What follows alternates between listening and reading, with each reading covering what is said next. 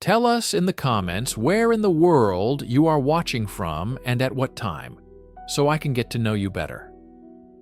To support the channel for free, don't forget to subscribe and like the video. It snakes across deserts, grasslands, and jagged mountains, a stone dragon stretching for thousands of miles. This is the Great Wall of China, a structure so immense it's said to be visible from space, a testament to human will and centuries of conflict. But the story of the wall is not one of a single project, but a sprawling, multi-generational epic of ambition, fear, and incredible sacrifice. It is a story written in earth, brick, and the very bones of its builders. Join us as we journey back through dynasties and dynasties to uncover the true history of one of humanity's most awe-inspiring and misunderstood achievements.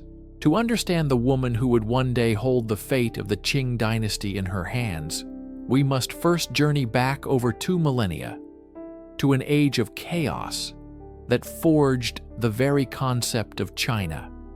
This was the Warring States period, a brutal, centuries-long free-for-all following the slow decay of the Zhou dynasty.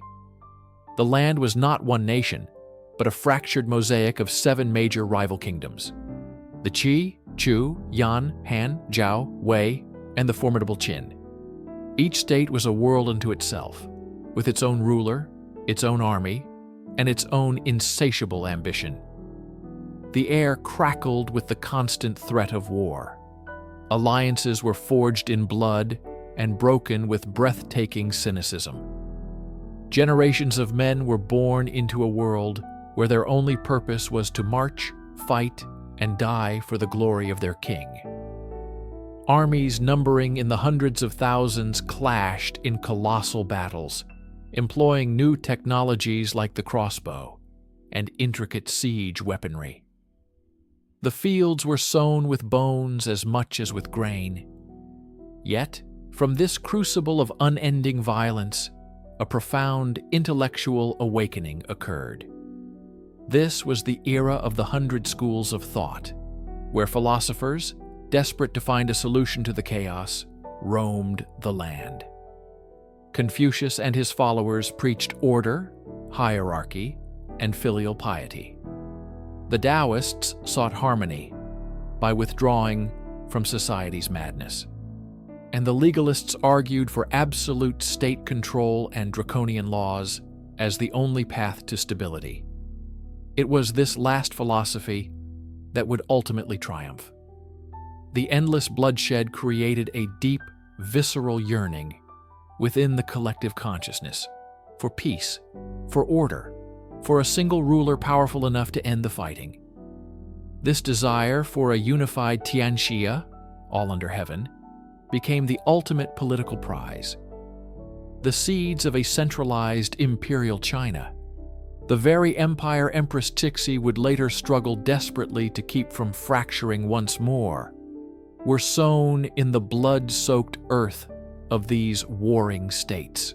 From the violent crucible of the warring states, one power emerged, hardened and ruthless, to achieve what was once unthinkable.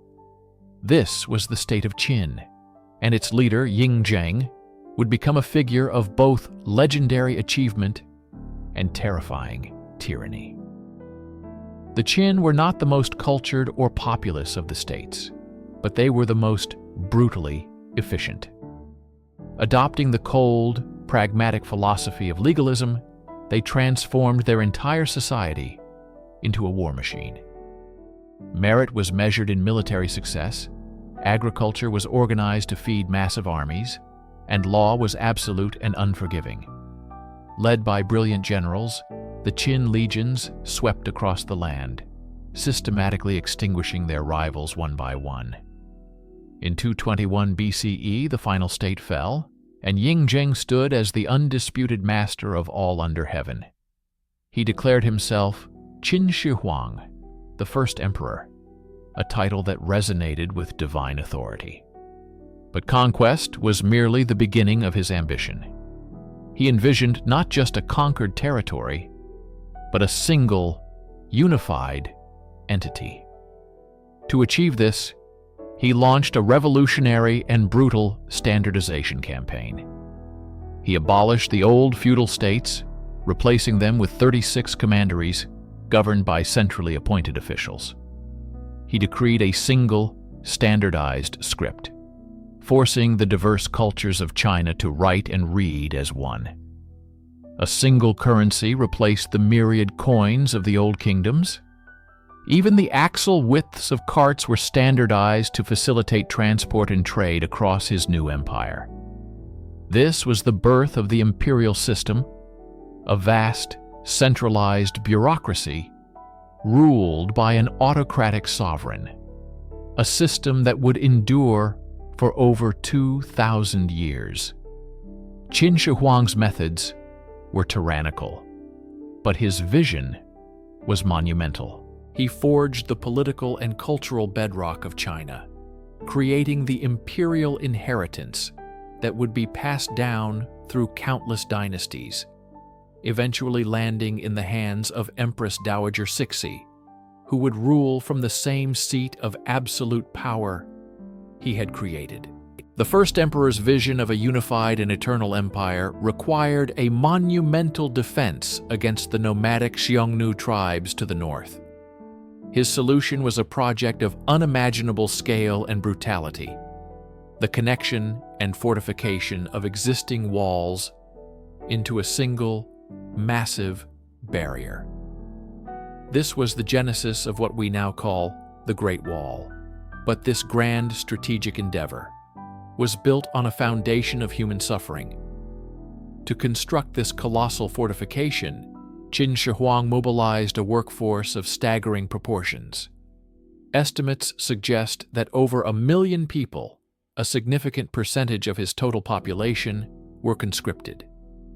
This army of laborers was composed of soldiers, peasants torn from their fields, and convicts sentenced to the empire's harshest punishment.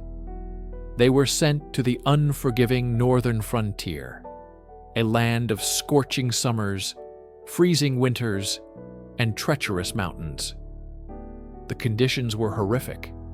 Laborers were worked to exhaustion, given meager rations, and exposed to the elements with little protection.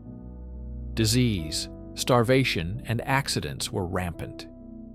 The project became a sprawling, open-air tomb, earning the wall its grim moniker, the longest cemetery on Earth. For every stone set in place, a life was seemingly forfeit. The immense human cost is immortalized in the tragic legend of Xiongnu, a woman whose husband was conscripted to build the wall. When she traveled to bring him winter clothes, she discovered he had already perished. Her grief was so profound, the story goes, that her weeping caused a section of the wall to collapse, revealing his bones. This tale, passed down through generations, became a powerful symbol of the state's tyranny and the profound sacrifice demanded of its people. This legacy of the state's ability to command immense sacrifice for its grand designs is a crucial thread in China's history. It created a precedent for the immense power of the central authority, a power Empress Cixi would inherit, and a stark reminder of the human cost that often accompanies imperial ambition. The iron-fisted rule of the Qin dynasty proved too brittle to last. Just years after the first emperor's death, his empire crumbled under the weight of rebellion. From the ashes rose a new power, the Han Dynasty, which would rule for over 4 centuries, and so profoundly shape the nation's identity that the majority ethnic group in China still calls themselves the Han people. The Han learned from the Qin's failures. They retained the brilliant, centralized administration and unified system, but tempered its harsh, legalist edges with the more humane, hierarchical principles of Confucianism. This synthesis created a stable and enduring framework for governance, establishing a golden age of prosperity and innovation. Yet, the problem of the northern frontier remained. The formidable Xiongnu, a confederation of nomadic tribes, continued to raid Han territory, posing an existential threat. The seventh Han emperor, the ambitious and energetic Emperor Wu, decided on a permanent solution. He abandoned the previous policy of appeasement and launched a series of massive military campaigns, pushing deep into the steppes. His armies drove the Xiongnu back, securing the northern borders at an immense cost in treasure and lives. But Emperor Wu's gaze was fixed not only northward, but also westward. He dispatched his envoy, Zhang Qian, on a perilous mission into the unknown lands of Central Asia to seek allies against the Xiongnu. Though his diplomatic mission failed, Zhang Qian returned with incredible knowledge of the civilizations, goods, and trade routes to the west. This was the dawn of the Silk Road, a network of commerce and cultural exchange that would connect China to Central Asia, India, and even the Roman Empire. This westward push fundamentally expanded the Chinese worldview and established a pattern of engagement with the outside world that would define its foreign policy for millennia. It was the beginning of a long, complex dance with foreign powers. A dance that would become a full-blown, catastrophic confrontation during the reign of Empress Dowager Cixi. With the dawn of the Han Dynasty, the Great Wall transformed from a purely defensive line into a dynamic instrument of imperial power and economic control.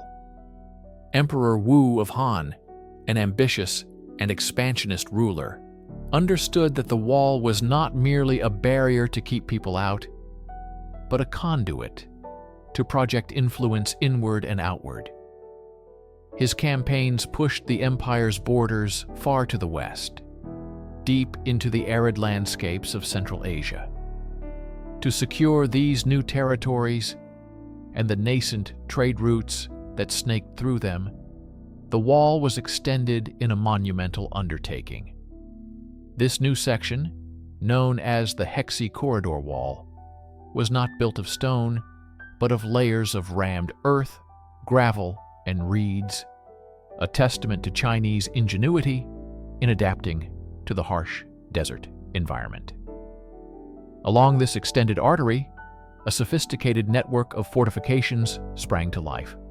Watchtowers, placed within sight of one another, formed a rapid communication system.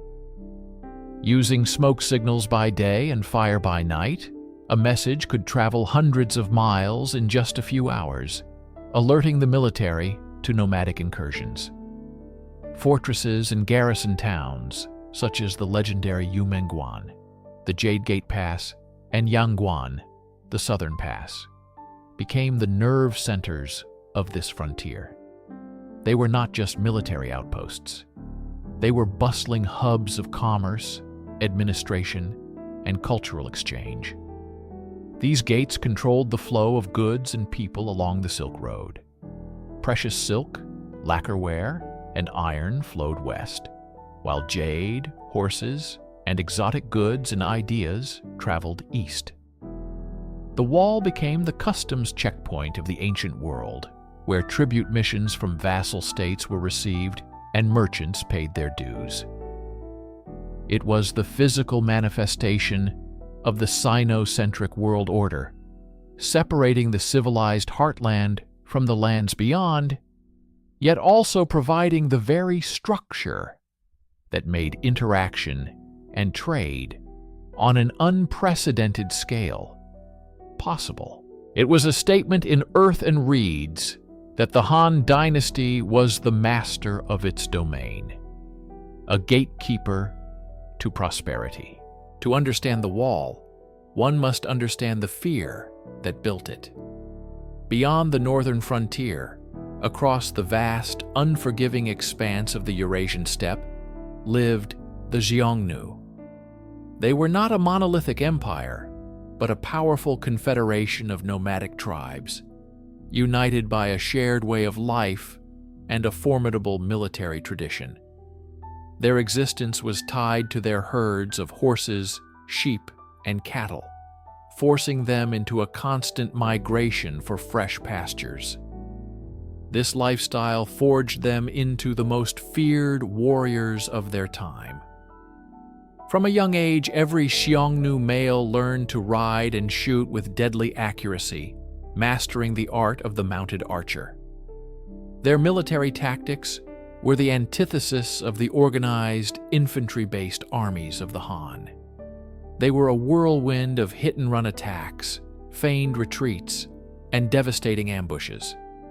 They could strike deep into Chinese territory, plunder villages and farms for grain, silk, and people, and then vanish back into the steppe before a conventional army could even be mobilized.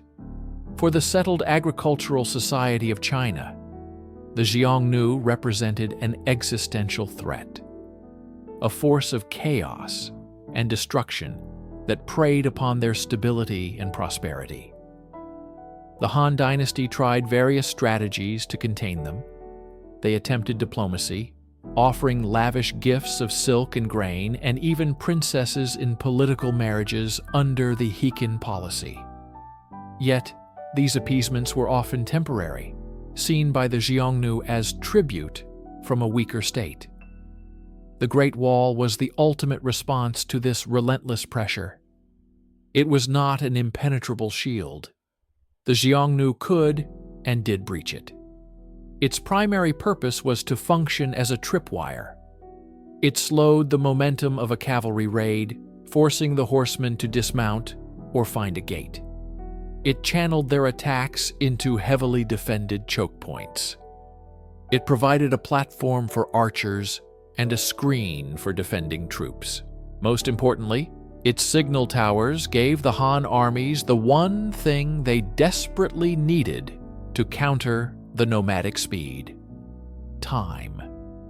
The wall was a colossal break on the Xiongnu war machine, a demarcation line in a centuries-long struggle between two fundamentally different civilizations. Empires like the walls they build are subject to the erosive forces of time and internal strife. The collapse of the mighty Han Dynasty in 220 AD plunged China into nearly 4 centuries of fragmentation and warfare, an epoch known as the Era of Disunion.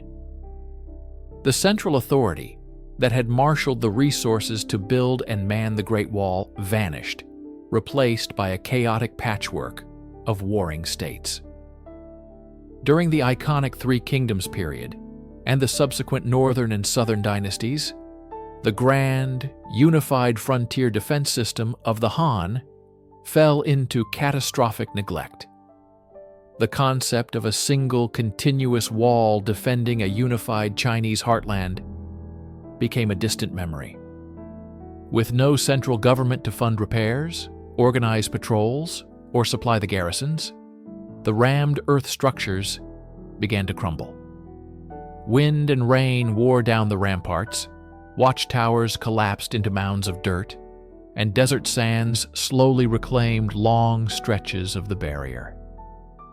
The once mighty Jade Gate Pass became a ruin haunted by the ghosts of a more glorious past. The very definition of China and barbarian became blurred. Many of the dynasties that established control over northern China, such as the Northern Wei, were founded by nomadic peoples who had breached the frontier and settled within it. For these rulers, the old Han Wall was not a line of defense, but an irrelevant relic deep inside their own territory. They, in turn, built new, often shorter walls along their own shifting northern borders to fend off newer threats from the steppe. This resulted in a complex and confusing lattice of different walls from different eras, none possessing the scale or singular purpose of the Han construction. The Great Wall's decay was a powerful physical symbol of China's own political disintegration. It stood as a silent, crumbling monument to a lost unity, a testament to the fact that the greatest threat to the empire often came not from the horsemen beyond the frontier, but from the divisions festering within. After centuries of division, China was forged anew by the iron will of the Sui dynasty. In 589 AD, Emperor Wen successfully reunified the north and south, ending the long period of disunion.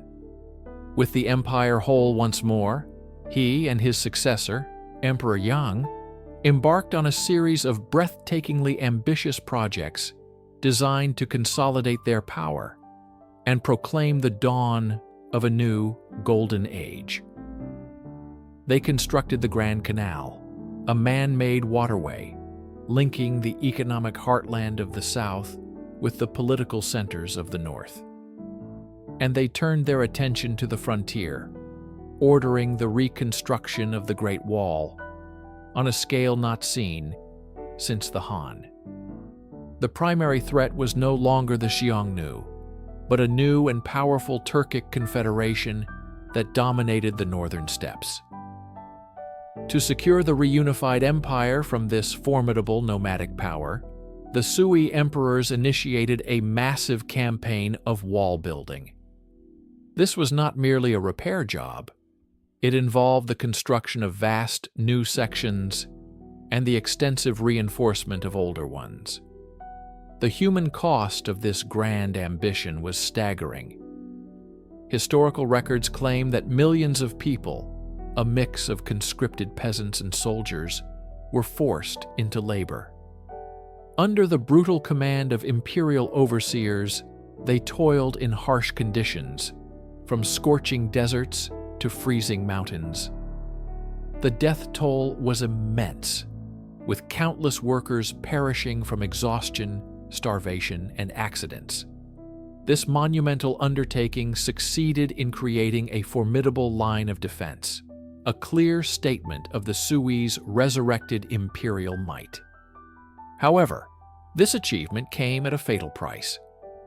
The sheer tyranny of the conscription, combined with the crushing taxes needed to fund the wall and other grandiose projects, bred deep and widespread resentment among the populace. The very wall built to protect the dynasty ended up contributing to its downfall. The Sui's grand ambition had overreached, and the mandate of heaven, exhausted by the suffering of the people, would soon pass to another dynasty, the Tang, who would inherit the very wall that had helped topple their predecessors.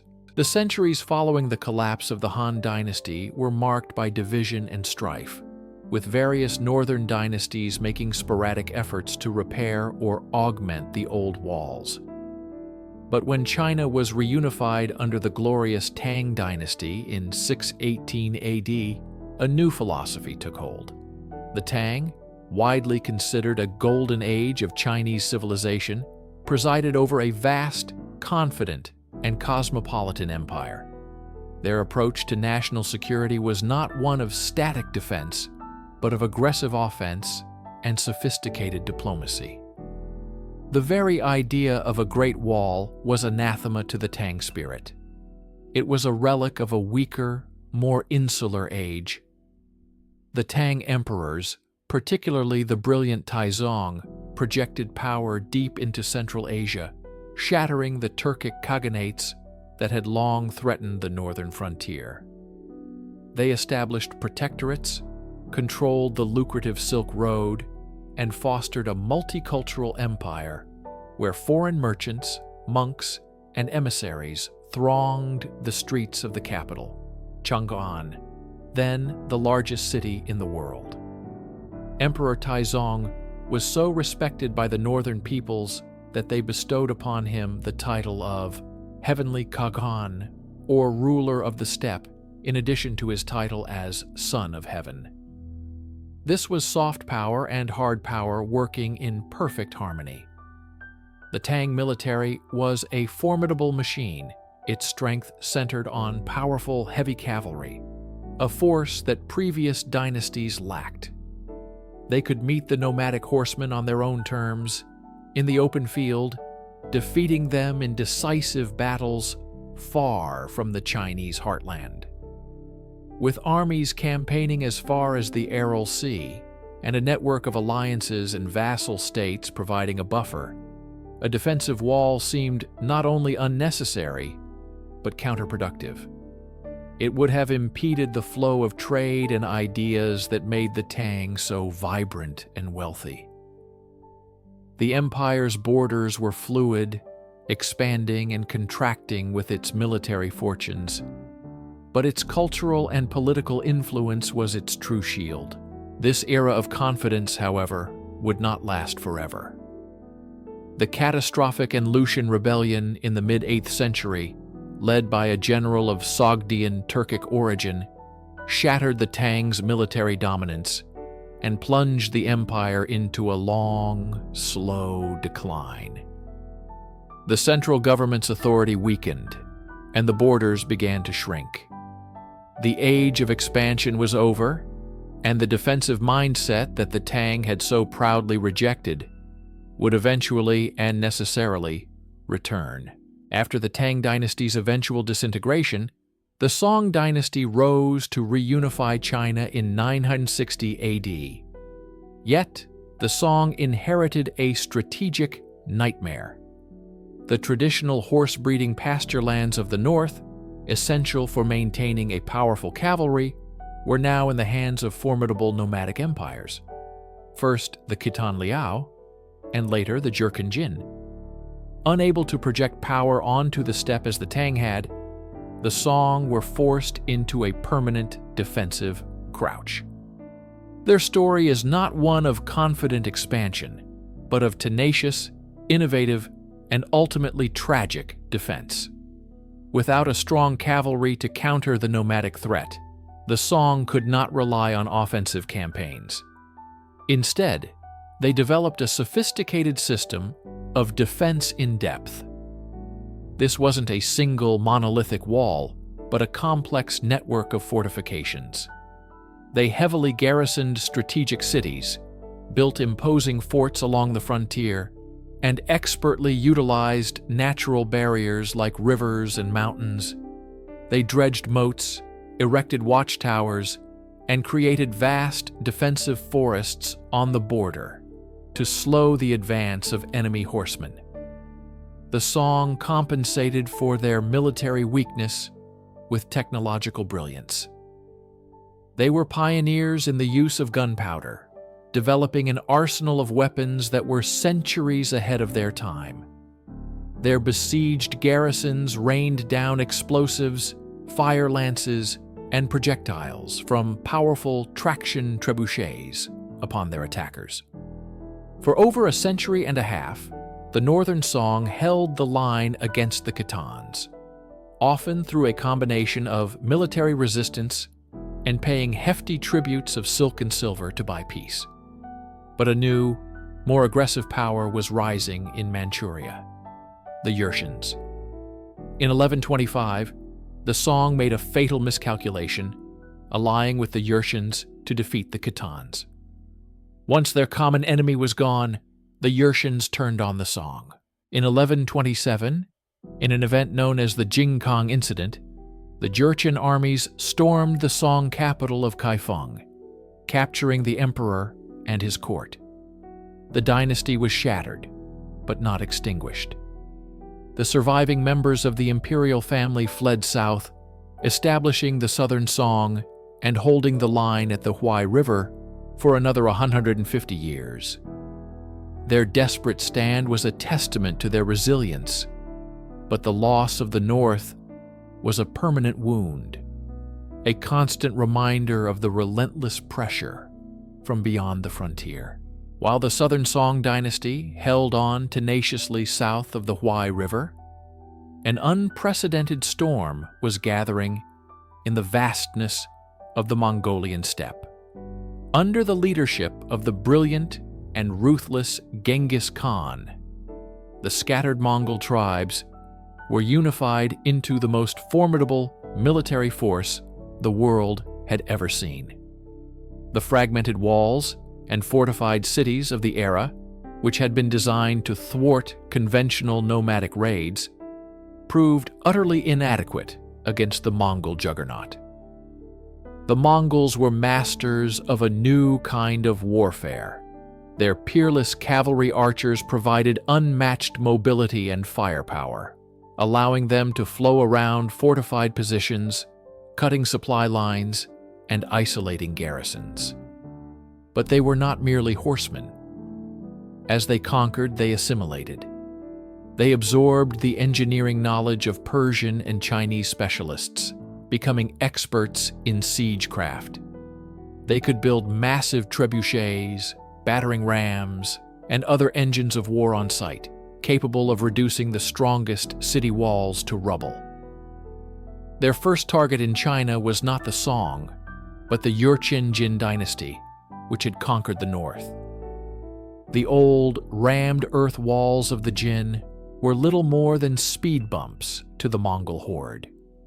In a long and brutal campaign, the Mongols systematically dismantled the Qin Empire, city by city. When they finally turned their full attention to the southern Song, they faced a much tougher challenge.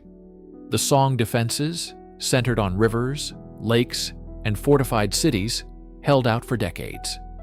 The siege of Xiongnu, a key twin city fortress, lasted for 5 grueling years, a testament to both Song resilience and Mongol persistence.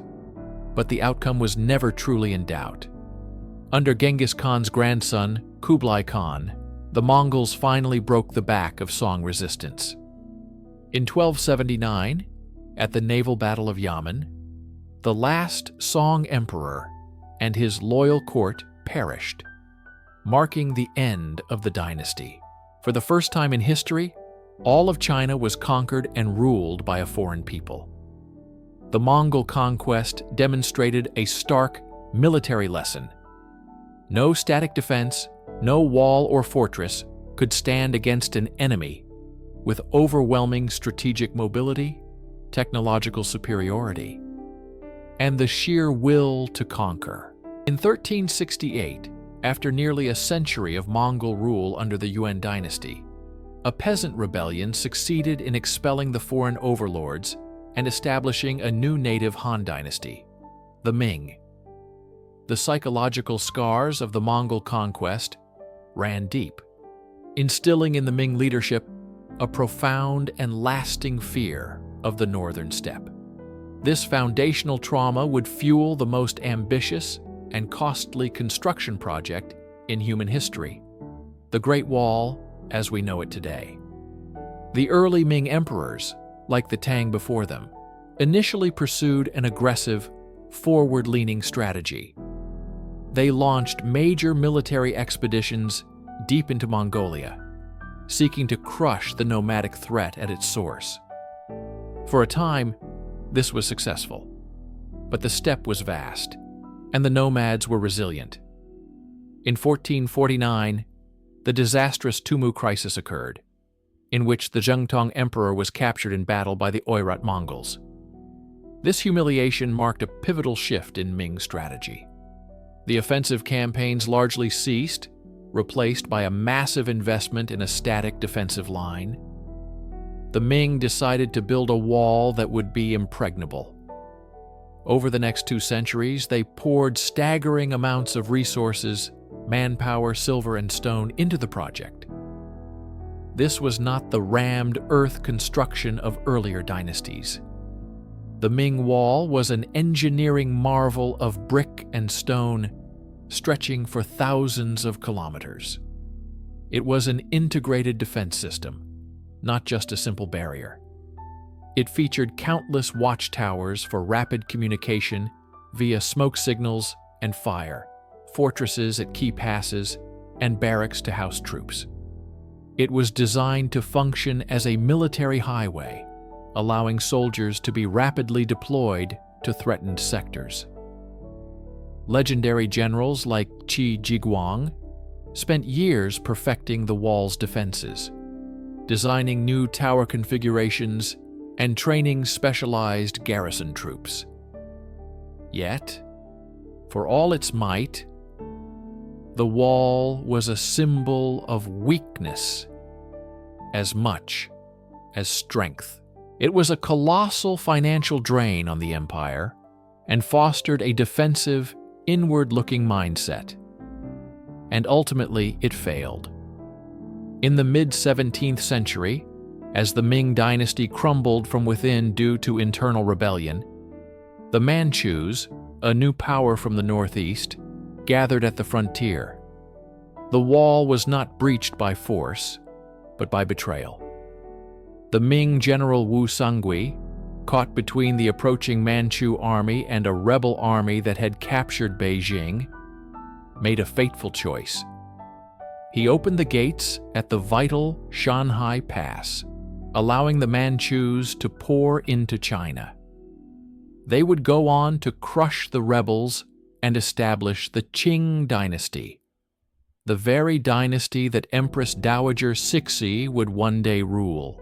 The Great Wall is not a single entity, but a colossal testament to human will, etched across millennia. The version we recognize today, a formidable dragon of stone and brick, is largely the masterpiece of the Ming Dynasty.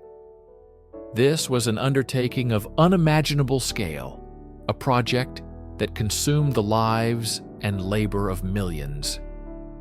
It was the ultimate expression of imperial power, the kind of absolute authority that would later be inherited and wielded by Empress Cixi herself. The logistics were staggering. Quarries were opened across northern China, where laborers, convicts, and soldiers chiseled away at mountainsides, extracting massive blocks of granite. In other regions, vast kilns were constructed, burning day and night to fire the millions upon millions of gray bricks that give the wall its iconic appearance. These materials were then transported over treacherous terrain, up steep mountainsides and across deep valleys, using human labor, mules, and primitive pulley systems. The human cost was immense. It is said that every stone in the wall represents a life lost in its construction.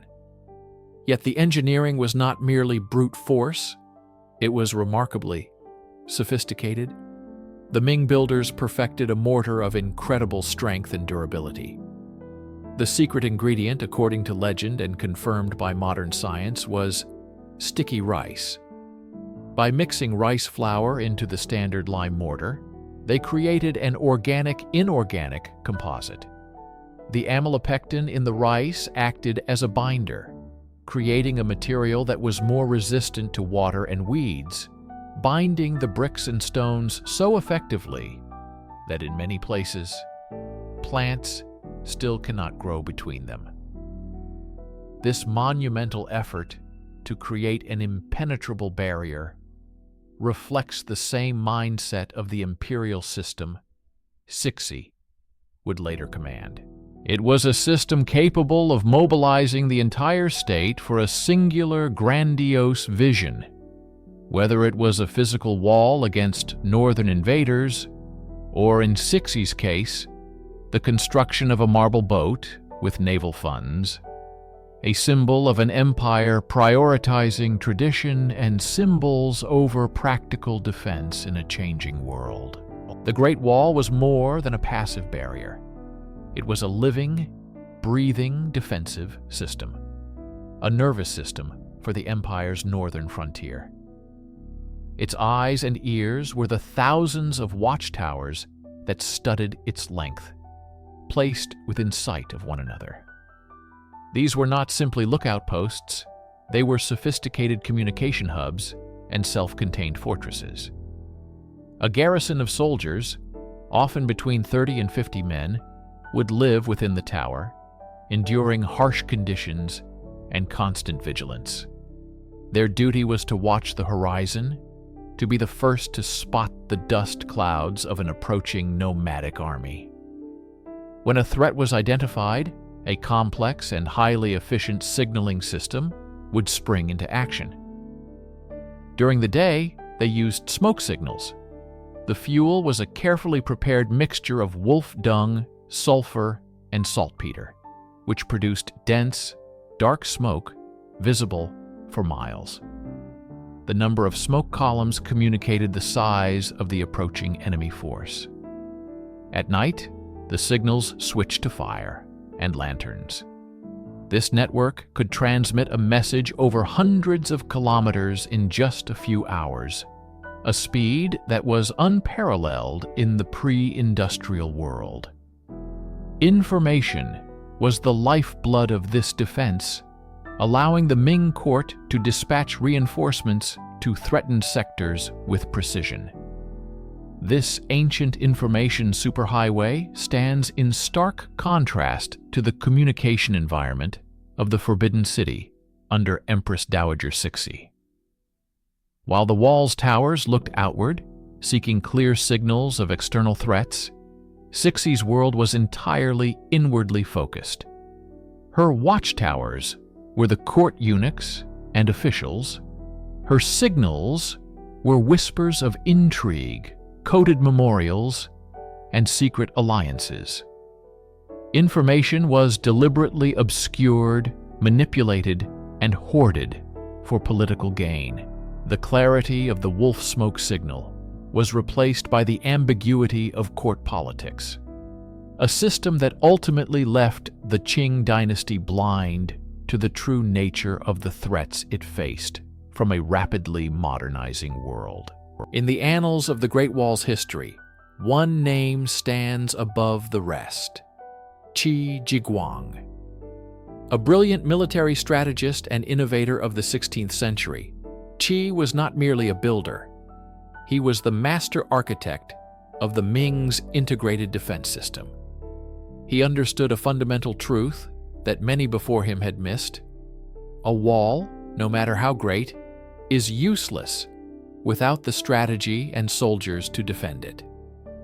Appointed to oversee the defenses near Beijing, Qin Shi Huang revolutionized wall construction. He replaced the older, solid earthen ramparts with formidable structures of stone and brick. More importantly, he designed and implemented the construction of over 1,000 hollow, multi-story watchtowers. These were not simple shelters. They were fortresses in miniature. They contained living quarters for troops, storerooms for grain and ammunition, and protected battlements on top. Their height and design allowed for the use of cannons and advanced firearms, turning each tower into a deadly bastion that could rain fire down upon attackers. Qi's genius lay in his holistic approach. He saw the wall not as a line to be held at all costs, but as a base of operations, a shield behind which mobile, well-trained field armies could maneuver and counterattack. He wrote extensive military manuals and developed innovative training techniques, creating an elite fighting force to complement his architectural upgrades. Qin Shi Huang represented a pragmatic, forward-thinking mindset, precisely the kind of leadership the Qing dynasty, under Empress Dowager Cixi, would desperately need, but consistently sideline. While Qi modernized his section of the wall with cannons and tactical innovation, Cixi's court grappled with modernization in fits and starts, often resisting it. His strategic clarity contrasts sharply with the political infighting and conservatism that hampered Cixi's self-strengthening movement, which sought to adopt Western technology. Qi built a wall of stone and strategy. Cixi attempted to defend her dynasty with a fragile wall of tradition against the cannons of a new era. For all its stone, mortar, and military genius, the Great Wall's final failure was not one of engineering, but of human nature. In 1644, the Ming Dynasty was rotting from the inside out. A massive peasant rebellion led by Li Zicheng had swept across the country and captured the capital, Beijing. The Chongzhen Emperor, the last of the Ming rulers, had taken his own life. The empire was in chaos. At this critical juncture, the fate of China rested in the hands of one man, General Wu Songui. He commanded the Ming's most elite army, stationed at the Shanhai Pass, the formidable fortress where the Great Wall meets the sea, the strategic gateway to the heart of China. Outside the pass was a powerful army of Manchu horsemen waiting for an opportunity to invade. Wu Songui was now caught in an impossible position. The rebels in Beijing had captured his family and were torturing his father. His emperor was dead, and his dynasty had fallen. He faced a choice: surrender to the rebels he despised, or turn to the foreign Manchus for aid. In a decision that would change the course of Chinese history, Wu Songui chose betrayal. He opened the gates of Shanhai Pass and allied with the Manchus, inviting their army into China to help him crush the rebellion. The Manchus, of course, had their own ambitions. After defeating the rebels, they refused to leave. They marched on Beijing and established their own dynasty, the Qing. This is the very dynasty that Empress Dowager Cixi would one day rule. The greatest defensive structure ever built was rendered obsolete in a single moment, not by siege engines or overwhelming force, but by a political calculation. The Qing dynasty, Cixi's dynasty, began not by conquering the wall, but by simply walking through an open door. It is a profound irony, a lesson in how the most formidable defenses can be undone by internal division and political weakness. A theme that would haunt Cixi's own long and turbulent reign. To understand the Great Wall during the late 19th century, one must first understand the perspective of those who ruled from the Dragon Throne. For Empress Dowager Cixi and the Manchu elite of the Qing dynasty, the Great Wall was not a proud bastion of defense, but a monumental irrelevance. It was, in essence, a relic of a vanquished foe. The Manchus, after all, had come from beyond the wall. Their conquest in the 17th century rendered its primary military purpose obsolete. The strategic threats to Cixi's China were no longer nomadic horsemen from the northern steppes, but ironclad steamships from across the vast oceans. The danger came from the sea, from Britain, France, and a rapidly modernizing Japan. While the Western powers blasted their way into China's ports during the Opium Wars, the Great Wall stood silent, a multi-thousand-kilometer monument to a bygone era of warfare. Cixi's court poured immense resources not into maintaining this ancient fortification, but into projects they deemed far more critical or prestigious. The construction and reconstruction of the lavish summer palace, a project deeply personal to Cixi, consumed fortunes that could have fortified the entire coastline.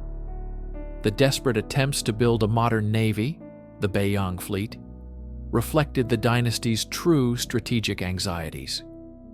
In this context, the Great Wall was a low priority, a crumbling reminder of the Ming Dynasty they had overthrown. It was an expensive and useless heirloom. Official interest waned, garrisons were withdrawn, and vast sections were left to the mercy of the elements. For local villagers, the wall became a convenient quarry, its stones and bricks repurposed for houses, roads, and farm enclosures. While Cixi navigated the treacherous currents of internal rebellion and foreign encroachment, the Great Wall was slowly being swallowed by the very land it was meant to protect. It was a symbol of a past China, a China that Cixi, for all her conservative instincts, knew was gone forever. Her focus was on the immediate survival of her dynasty, a battle fought in treaty ports and palace corridors, not along the crumbling ramparts of a forgotten frontier. As the Qing dynasty under Cixi's influence turned its back on the Great Wall, the West was just beginning to discover it. With the forced opening of China in the latter half of the 19th century, a wave of Western merchants, missionaries, diplomats, and adventurers gained unprecedented access to the country's interior. For these foreigners, the wall was not a symbol of strategic obsolescence, but an object of immense romantic fascination. It was the ultimate embodiment of China's ancient, mysterious, and seemingly eternal civilization. Their letters, journals, and early photographs depicted a structure of almost mythical proportions, capturing the Western imagination in a way few other landmarks could. It was during this period of Western rediscovery that one of the most enduring myths about the wall was born, that it was the only man-made structure visible from the moon. This fantastical claim, which predated the space age by more than half a century, first appeared in publications like The Century magazine in the 1890s, and was later popularized by Robert Ripley's Believe It or Not. The notion perfectly encapsulated the Western view of the wall, a project so colossal, so audacious, that its scale must surely transcend the terrestrial. This perception stood in stark contrast to the reality on the ground in Cixi's China, where the wall was seen as a decaying and largely ignored liability. The myth-making created a profound disconnect. While foreign powers were carving up spheres of influence and imposing unequal treaties on Cixi's government, their populaces were simultaneously marveling at a romanticized vision of Chinese grandeur. The wall became a convenient symbol for Westerners to admire, separating the glorious ancient China from the decaying contemporary China they were actively exploiting. This romantic rediscovery did little to help the wall's physical state, but it cemented its place in the global consciousness, ironically ensuring its future survival as a world icon, a process that began even as the dynasty that ignored it entered its final tumultuous years. The fall of the Qing dynasty in 1912, just a few years after Cixi's death, did not bring a reprieve for the Great Wall. In many ways, its trials were only just beginning. The century of turmoil that followed would inflict deeper scars than centuries of natural erosion. During the chaotic warlord era, the Republic of China, and the subsequent Japanese invasion, sections of the wall became battlegrounds. Fortifications were repurposed or destroyed in modern combat, their ancient stones bearing witness to the brutal efficiency of machine guns and artillery.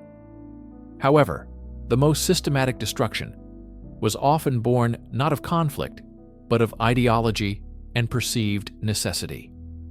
For decades, the wall was seen as a symbol of the feudal, isolationist past that revolutionaries sought to overcome. It was a physical impediment to progress. As China struggled to modernize, sections of the wall were demolished to make way for roads, railways, and reservoirs. Local communities, continuing a practice that began in the Qing era, accelerated their quarrying of the wall for free, high-quality building materials. The nadir arrived during the Cultural Revolution from 1966 to 1976.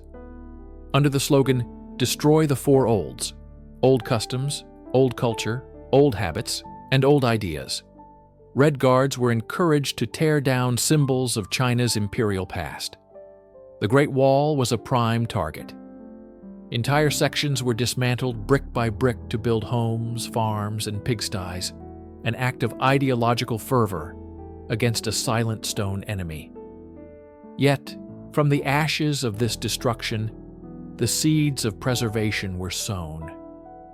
As China began to open up to the world in the late 1970s and 1980s, a new perspective emerged. The wall was no longer a symbol of feudal oppression, but a testament to the endurance and ingenuity of the Chinese people. The very nationalism that had risen against the perceived failures of Cixi's era now reclaimed the wall as its own. In 1987, Deng Xiaoping initiated a campaign to "Love China, Restore Our Great Wall," and its inscription as a UNESCO World Heritage Site in the same year marked a pivotal turning point from active destruction to concerted national preservation.